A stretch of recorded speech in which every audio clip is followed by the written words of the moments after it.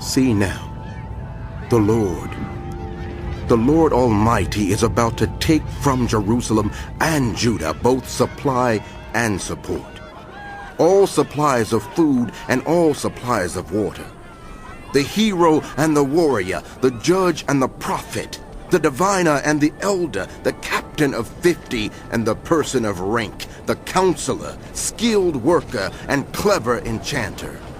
I will make mere youths their officials. Children will govern them. People will oppress each other, one against another, neighbor against neighbor. The young will rise up against the old, the nobody against the honored. A man will seize one of his brothers in his father's house and say, "You have a cloak. You be our leader. Take charge of this heap of ruins." But in that day, he will cry out, "I have no remedy. I have no food or clothing in my house. Do not make me the leader of the people." Jerusalem staggers. Judah is falling. Their words and deeds are against the Lord, defying his glorious presence. The look on their faces testifies against them. They parade their sin like Sodom. They do not hide it. Woe to them. They have brought disaster upon themselves. Tell the righteous it will be well with them, for they will enjoy the fruit of their deeds.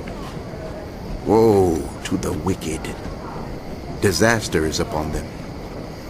They will be paid back for what their hands have done. Youths oppress my people. Women rule over them. My people, your guides lead you astray. They turn you from the path. The Lord takes his place in court. He rises to judge the people. The Lord enters into judgment against the elders and leaders of his people. It is you who have ruined my vineyard. The plunder from the poor is in your houses. What do you mean by crushing my people and grinding the faces of the poor? Declares the Lord Almighty. The Lord says, The women of Zion are haughty, walking along with outstretched necks, flirting with their eyes, tripping along with mincing steps, with ornaments jingling on their ankles. Therefore, the Lord will bring sores on the heads of the women of Zion. The Lord will make their scalps bald.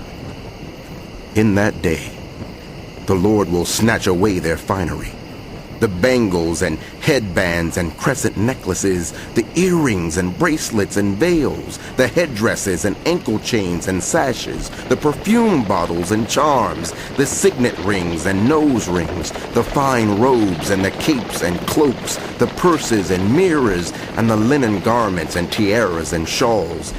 Instead of fragrance, there will be a stench. Instead of a sash, a rope. Instead of well-dressed hair, baldness. Instead of fine clothing, sackcloth. Instead of beauty, branding. Your men will fall by the sword, your warriors in battle. The gates of Zion will lament and mourn. Destitute, she will sit on the ground.